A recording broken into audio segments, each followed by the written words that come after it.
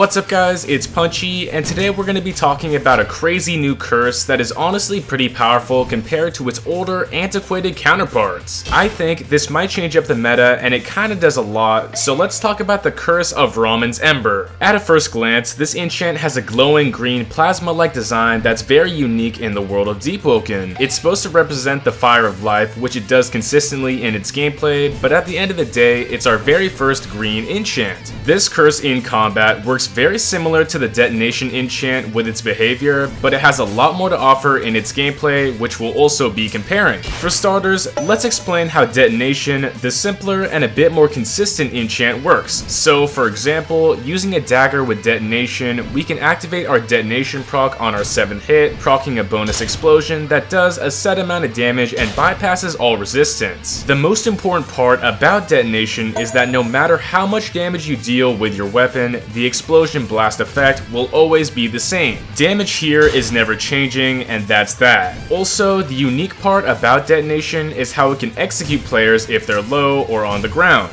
Now, with the Curse of Raman's Ember, this is a little bit different, and in my opinion, honestly better. With this stack building, we can also explode our enemies with a blast proc, but it does more than before. For starters, on anything that's medium or light, the stacks required to proc have been reduced by 1. So the mediums need 3 hits to blast, daggers need 6, and for some reason, rapiers only need 3 to explode as well. Heavy isn't affected by this because 2 hits to explode an enchant would be kinda broken. On top of this basic reduced stat cost, the damage dealt on these explosions by the blast themselves has a little bit of RNG, boosting them up randomly, but the craziest part here is that they will always be dealing more than detonation. Instantly, the minimum damage rolled on Ember's blast is better than detonation, and it can be even better if you're lucky. Also remember, with detonation and Ember, all of the explosions here are true damage, so resistance is useless. Additionally, on top of this crazy damage, this explosion procs burning green flames, which deal increased damage, activate all flame charm talents, force players to roll it off, and apply a slowdown that at many times is better than Frostdraw's Chill.